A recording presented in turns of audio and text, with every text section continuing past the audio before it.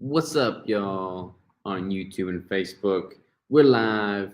We're live on Instagram or Rammer. How are we doing today, y'all? We got Crystal in the building, rocking the proper human diet shirt. We got Rigel in the building, making a mess in my office. Life is good. So, what is happening in y'all's neck of the woods? We're going to talk about how to hit new PRs without a spotter. And Crystal is going to be leading the show. So, Crystal, what you got? I'm leading the show. Rigel would like to be up here. I think he might want some brick, which is in his bag. All right. Yes, please. Okay, so how to hit new PRs without a spotter. So this is a question I get commonly asked because people don't have someone to work out with, or they're too nervous to ask someone in the gym, blah, blah, blah. Okay, so there's several different ways to go about this.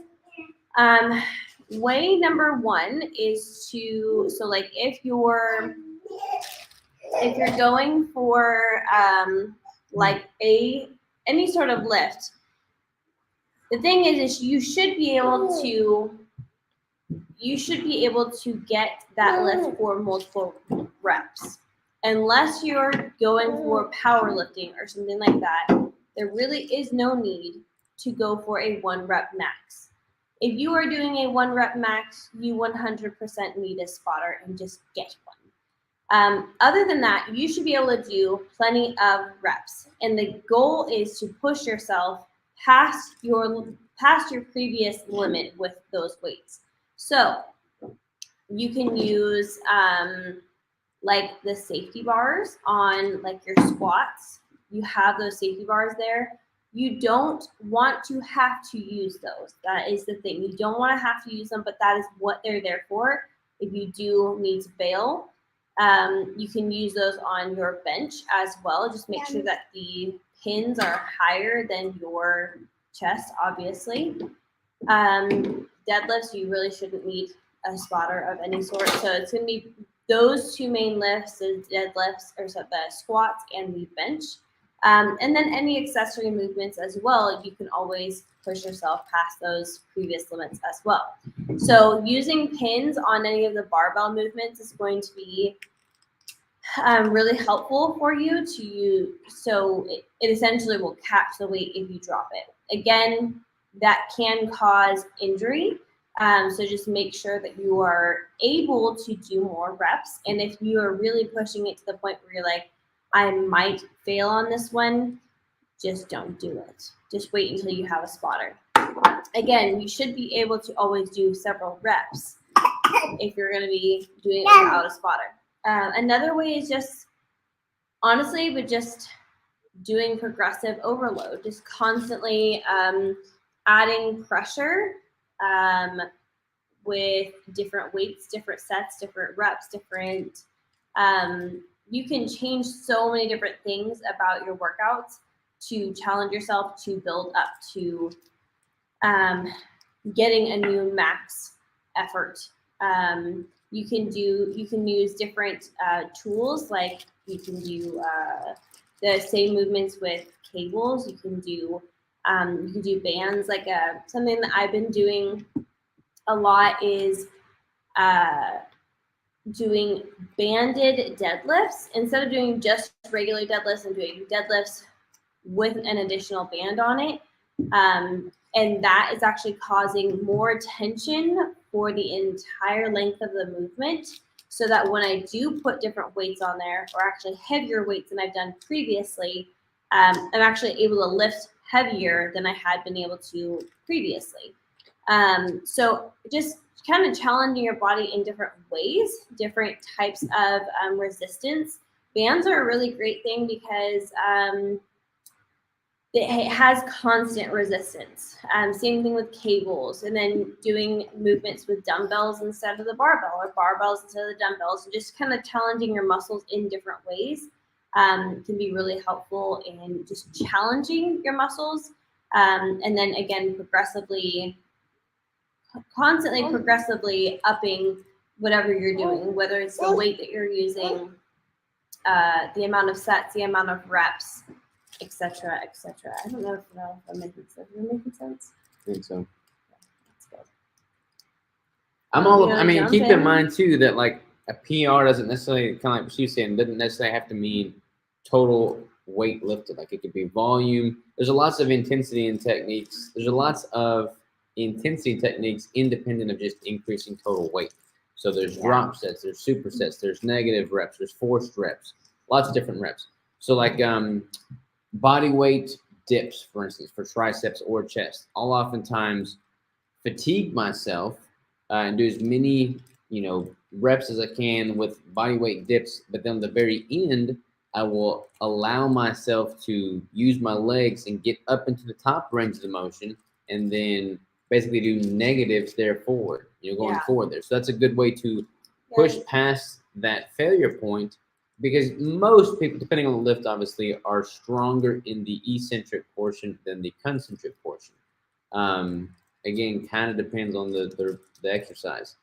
So depending on the exercise and depending on whether you are stronger in the eccentric or concentric, you can kind of, like for instance, bench press. Concentric is when you're actually pushing the weight up off your chest. A lot of people, let's say you reach failure at 225 pounds and you cannot hit 225 pounds anymore for that concentric part of the motion. However, if you can have a spotter, we're talking about out spotters here, I'm just using this as an example. If you were to have a spotter that got the weight up for you, you could still take that 225 pounds with quality form and go through the eccentric part of the range of motion without having any issues. So a bench press isn't a great example of that, because most bench press setups are going to require a spotter to accomplish that, but many other movements are not.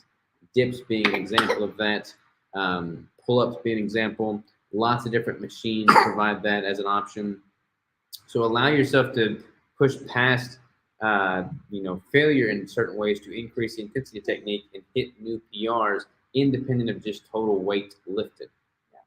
I've been doing a ton of my training without a spotter lately, just because I've been in gym without access to anyone. And every once in a while, when I am pushing my limits like a little further than I feel comfortable by myself, then I will absolutely grab someone and have them spot me. But a lot of times everyone's working, or I'm in the building by myself or something like that. But I have been able to progressively get heavier and heavier weights, or more reps or whatever, more reps with heavier weights, etc. By just really focusing on like those specific movements, like a lot of mind muscle connection, things like that. I have a client that's on here right now actually, and she made a mistake the other day in one of her prior workouts. She had put on there, like, it was like she did 30 pounds total, so 15 pounds in each hand. So the next time that she went in there, she got the 30 pounds because she thought she meant 30 pounds and did the exercises with those 30 pounds. Now, the time that she went in there before, she only did it with 15, but she had put it in there as 30, thinking that she had 30 pounds in each hand, and was still able to do it. So a lot of times it's just even our mind tricking us that we can't do it. So just be willing to push yourself. And I think drop sets are a really great way of doing that too, because you can use the weights that you're pretty used to doing, or like heavier weights. You go heavy, go as many as you can without causing injury, and then drop the weight, pick up the lighter weights, and then go again. And that's really pushing your body. You're going to be fatigued by the time you pick up those lighter weights. So it's really pushing yourself, pushing those muscles beyond the comfort zone. But there are definitely ways of like being able to challenge yourself mentally, because a lot of people are holding themselves back, saying like, oh, I can't do this. Oh, this, that, or the other. But there's also movements that can help aid you to getting a heavier squat or a heavier bench or a heavier deadlift or whatever.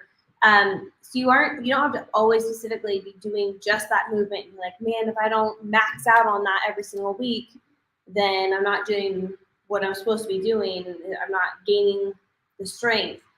You should be working on those accessory movements as well, and those accessory movements will help you to get stronger in those main movements that you're also trying to get PRs in. Makes sense? What? Am I not making sense? You just felt that a little bit, but like, you make sense. But it's like you're distracted or something. I've been feeling so off. So I'm very sorry. I feel like my brain is not fully 100% there. And all of this, you can take a second. And all of this begs the question of, should you train to failure in the first place? That could be like a whole nother Live at 5 topic in and of itself, but that is a very hot topic that people want to answer it. And honestly, there's kind of varying trains of thought. Some people are of the opinion of you should not always train to failure because it's going to be overtraining, cause injury, and put you out of commission for a while for training, which would be an issue for sure. However, a lot of people think you should try this minimum effective dose approach. So, for instance, say you're progressively overloading and you've always got one left in the tank, and you don't go to extreme failure, but you are progressively overloading just enough so that you have a minimum effective dose and cause enough of a stimulus for your body to respond to that stimulus, adapt, and grow more lean tissue. Other people are of the opinion that you should be pretty much going all out and don't leave anything left in the tank, especially in the last sets of a given exercise, and pretty much go to absolute failure on everything. The people that counter that say yes, but if you go to failure on everything apart from the injury concern, then you're basically going to hit a plateau in which you can't feasibly go beyond that really, and you're kind of short-circuiting your growth potential. And truth be told, I kind of take a blended approach. Like, I do not go to failure on every single set of every single lift of every single thing, because that honestly wouldn't be sustainable for most people to go truly to failure on everything. You would burn out. So I typically go to failure on the last set of a given exercise with most of my primary compound movements, like my bench, deadlift, squats, overhead press, etc., etc. I'm not trying to hit absolute muscle failure on everything because, one, I don't want to risk injury, especially in the context of me being in a competition prep right now, taking in fewer calories, being in a deficit when I'm more prone to injury. But even in a building phase, I'm not trying to go to failure on every single set because I don't really need to. Most people don't need to. Now, I do fully subscribe to the mentality of going hard as hell and lifting to your absolute potential, but doing so within the confines of making it sustainable long term. Because a good rule of thumb is you can go 100%, truly 100%, like to the point where you cannot lift a single thing. But is it better to go 100%, 10% of the time, or 90%, 100% of the time? And when you look at bodybuilding, improving your health, improving your lean tissue over the course of a lifetime, the consistency component is the main driving factor. Obviously, you want to have intensity there too, but consistency paired with intensity is key. And you don't have to go to 100% intensity 100% of the time, because you will burn out at some point. So you have to figure out what is sustainable for you. And that same concept holds true with regards to your nutritional protocol, just lifestyle in general. So let's do a lineup of what were our examples. So one, being able to use the safety pins. That is a really good way of not having a spotter, but having something as a safety net so that it's not landing on you. Whether you're using a Smith machine or a barbell, you should be able to have those pins set high enough to where you are able to push yourself and then go to failure, and that will catch you. Again, it should be to failure within reps. So you're not doing a 1 rep max by yourself. I would say minimum of 3 reps. You should be able to do a minimum of 3 reps. And if you can't, if you feel like you're not going to get that last one and you're going to fail, and I would just not, because that is you are likely to get an injury. If you're doing something like dumbbells, you can kind of challenge yourself with the drop sets. You can challenge yourself with just trying different sets or different reps. Different rep ranges with those weights. And then again, just using those accessory movements properly to really challenge yourself in those compound movements to get PRs in those compound movements, but using the other accessory movements properly so that you are able to PR in those other lifts. So when you're lifting, you want to make sure that you're challenging yourself in each movement, not just the one movement that you're wanting to get a PR in. Otherwise, if you're trying to go to failure each time with that same lift, you're probably going to exhaust yourself weakly. And it actually could make it harder on your nervous system for you to actually get higher weights the next week, if that makes sense. Boom. All right.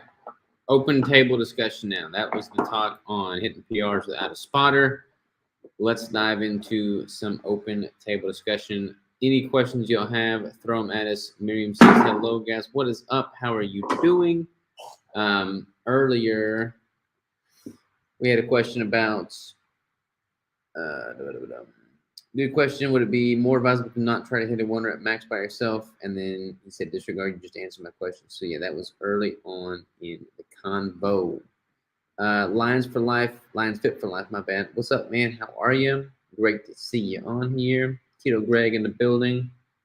Bunch of y'all in the building. What's up, y'all? Let's just dive into some other questions. What do we want to talk about now? Throw some questions at me and let us know. We will not be on here next Wednesday, just FYI. We will be traveling. We'll be out of town. We'll be in Oregon next Wednesday. We'll be in Washington next We'll be Wednesday. in Washington State next Wednesday. So we'll be MIA on the live next Wednesday. But I'm pretty sure we'll have pretty good internet throughout the rest of our trip. So I don't expect too many interruptions there. What else? Throw some questions at us, though. We're just sitting here fiddling our thumbs otherwise. What's another hot topic right now in the keto space? I really don't feel like there's that many controversial things. We were saying that last week. I just don't feel like there's that many controversial things in this space right now, which is a good thing because sometimes they can get a little bit crazy out there. Hopefully all y'all snacks and banana and muffin bricks this past weekend when we launched. We still have some on the site, so definitely jump on those. And I'd love to hear y'all's feedback on these bricks. Let me know what you think of the flavors. Yep. The flavor. This is probably one of my favorite flavors, honestly. I like the flavor a lot. It's like the texture is more light, which is fitting during the summertime. Light, creamy. Light, creamy. All right. We need some questions, though, y'all. We're going to call it a quick live if we don't get any questions in here. Well, it's been, 18 minutes? We do have a lot to do today, though. We got to mow. We're leaving on Friday, so I've got to change oil on my truck, mow the yard, all that good stuff. We gotta Change the bedding in the chicken coop, all the things. Get our chicken coop all dialed in. Right now, we got the Savage rig getting worked on, so we're gonna take it across the country to Oregon. Has any of y'all seen the newsletter with the Savage rig? We're super excited about it. I haven't made a post yet, though. Who gave you the great banana flavor idea? I think that was just an idea we came up with. Yeah, we tried several different varieties. People have certainly recommended banana flavor. You may have recommended banana flavor, but we have like a variety of different flavors that are in the pipeline to try, and it's just a matter of formulating to see what works, what doesn't. If I can get the macros dialed in, if I can get the ingredient list sourced, if it tastes great. The way we do it is I formulate it, and then we make a sample brick by hand or a couple sample bricks by hand, and then we all sit together in the morning meeting and try them as a team. And we see if it sticks or not. And if we like it, if it needs to be tweaked further, if it's good to go. So it's always fun. But I'm in a prep right now, so I don't know what we're going to do about flavor formulations for the next flavor because I'm going to be not able to put in my macros. Yeah. All right. We got any other questions, y'all? If not, we're going to call it early night. Slow Wednesday night over here. Slow Wednesday night. But, like I said, we're not going to be here next Wednesday, so y'all be drumming up some questions then, and we will tackle them when we return from our travels. Appreciate all y'all tuning in. Yeah, I can't wait to get it on Friday. Awesome. Let us know how you like it for sure. Key lime pie brick. When I was eating carbs, I used to love key lime pie. Key lime pie was probably my favorite dessert of all desserts. So pretty good stuff. Is there a really good recipe for a keto key lime pie? Surely someone's got one. Probably. I Because don't think I've limes even are ever keto. had one. Really? Key lime pies with the bomb. If any of y'all have a good keto key lime pie recipe, Does Rigel like Let the us new know. flavor? I don't know that he's actually tried it. really? Well, I We gotta usually limit it melt up. them down. Like this is his little baggie of melted down keto bricks. I usually just give him what out of that. So I don't know that he's actually tried it. You gotta Banana. try it, buddy. You gotta let us know what you think. All right, y'all. We love y'all. As always, appreciate y'all for tuning in. Any dairy-free bricks, will you consider using a grass-fed protein powder instead of whey? So, Grass-fed instead of whey? yeah, like a beef protein isolate or something. Oh. So the Bell's brownie batter brick does have whey in it, but that's not the main protein source. It's also got Egg beef white. protein concentrate, egg protein, collagen. It's got all of that. So that has a smaller percentage of the protein coming from whey for sure. We do have veggie-based bricks as well. So like Yeah, those are all dairy coconut, free. toasted almond, coconut, mocha, Peanut butter. and peanut butter. Yeah, those are all Those are all plant-based veggie protein bricks. bricks. A lot of those are sold out right now, but we are making more of those. We actually just restocked milk and cookies today, though. So if you were looking for milk and cookies and we're sold out, we just restocked those today. All right, y'all. Much love. Ta-ta for now. We will see y'all next time. Rigel says bye. Roger says bye-bye, too.